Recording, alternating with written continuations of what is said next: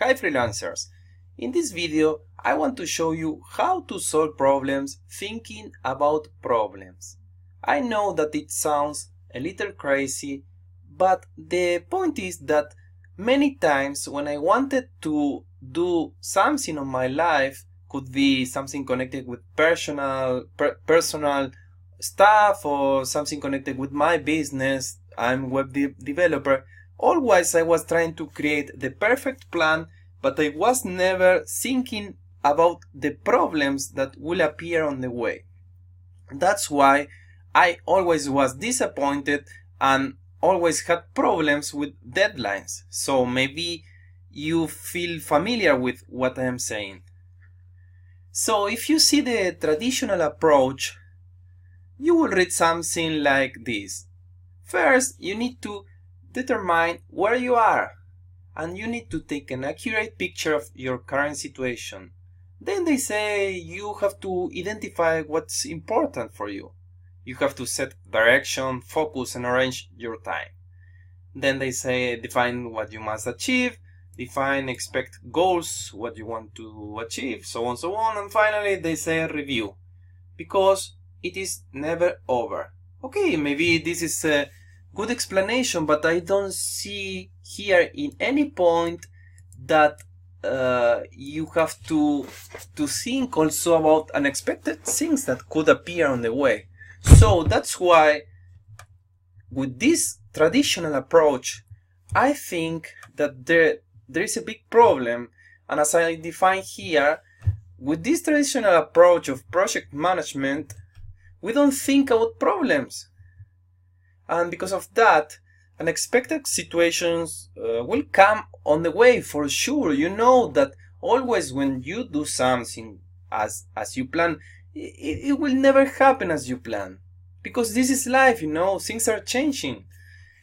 And unreal expectations, because you just want to get there. I mean, if you see here on the first point, they say determine where you are, and then they say to identify your goal. I mean, I know it's very nice to think about your goal. Could be to get paid, to finish this project, to get married with the girl, with the woman of your life, and it's very nice to concentrate in the big goal. You know what I mean? But sometimes when we do this too much, I'm not saying this is bad, but when we only focus on the goal, we mentally do like our mind is doing a trick that is not concentrating on the steps that we have to do and the things that the problems that could appear on the way, because we are just excited about the big goal. So, because of that, I was experiencing this problem many times on my life, in my professional career. I'm a web developer and personal life also. And the solution that I found is reverse strategic planning. This is how I decided to call this method.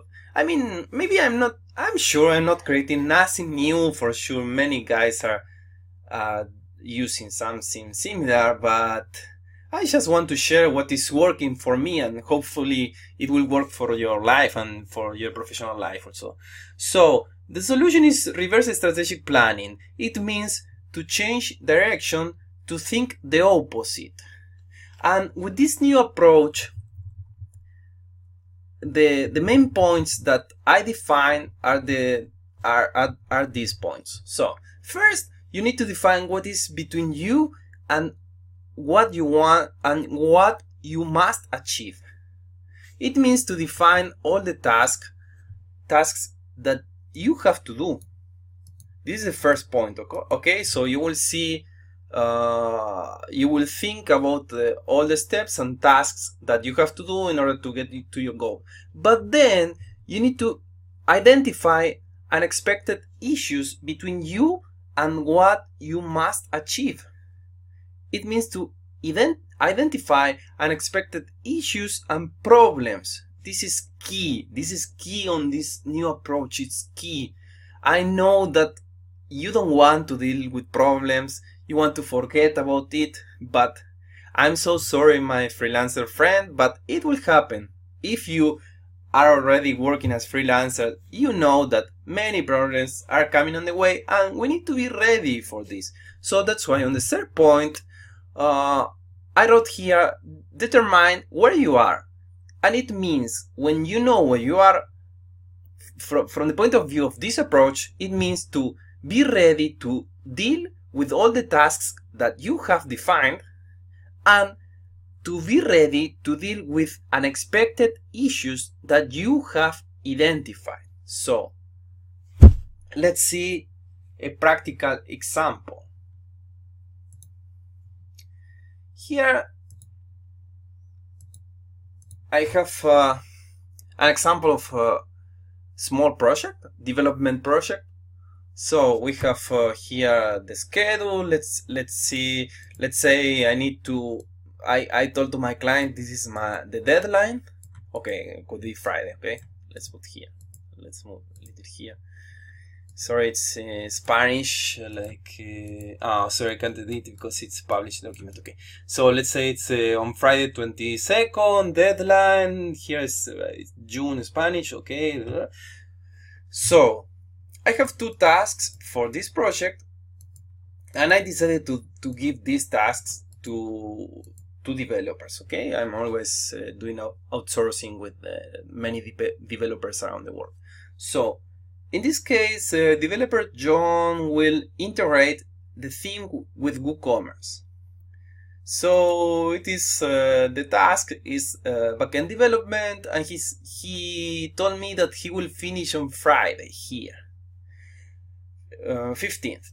So, and then we have Rick. Rick, he will do front-end development. You know, he will take care of how the site is looking for the final user. And he said that he will finish, let's say on 22nd. And because of this, I will give this deadline to my client. So I will sign the contract. I will get the prepayment. And I will work in other projects, and I will be sure that John and Rick will finish on time, and I will get paid. I will pay them, and all of us will be happy. Okay, this is how we say in Spanish, es un cuento color de rosas. It's like a pink fairy tale. So for sure, you know, it will never it will never happen like this. And because of that, we need to adjust to the reality. And because of that, I will show you how it's working with the new approach, with the approach that I call reverse strategic planning. So, in this case, we have a similar project management diagramma, and we have John. He told me the same, that he will finish the same day as before, and Rick the same. So, but in the first case, for the first task, I know that maybe for John it would be a little complicated, and he will tell me a specific date, but you know how we are developers, that maybe we extend the deadline. So because of this, before I start the project, I'm thinking that John will tell me that it seems more complicated than I expected, and I need more time. So if he tells me this at the end of the project, for me it will be crazy, because I will have problems with my client, and I'm not going to get paid on time, and it will complicate all the full project. So if he can finish on time, it will be amazing. But just in case, I need to think about problems. I need to think about the worst scenario. So because of this, I created the second row, and in this row I added extra time. Then we have Rick. And in case of Rick, let's say that Rick will finish his task, but then the client will say, the site doesn't look good in iPhone, and also there are problems with Explorer. I know it's crazy for you to hear about that, because developers, we hate Explorer, but it could happen. So client will say, solve this today, you need to solve because I want my site online, so on, so on, so on, and we hate it, but we need to get paid. So because of this, I created a second row after rig task, and in this row I added more extra time, and also I'm thinking about the third developer that is faster with CSS fixes. It's like expert CSS developer, and he can do this very professionally, and even he can do at the same time that Rick is doing the front end, because we can work with control version system and all developers working at the same time, and it will be amazing. So with this approach, I will tell to my client that the delivery time will be on 29. So if I do this, imagine that I don't have any problem, and I finish here on 22nd. It will be amazing. Anyway, it will be amazing because client will be surprised that I finish before deadline, and I will get paid. I will pay to my developers, and everything will be okay.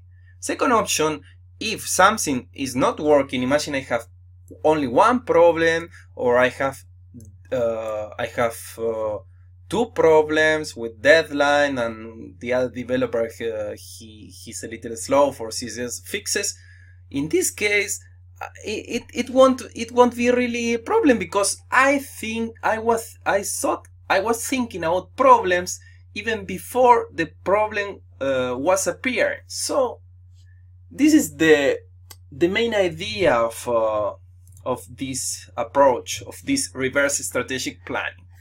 So I know that I'm explaining specifically connected with the development development project, because it's my daily life. I'm a programmer, but hopefully this could work for any area of your life. I hope this video you like this video, and I hope this could be useful for your life, professional life. I wait for your feedback, and see you on next video. Bye.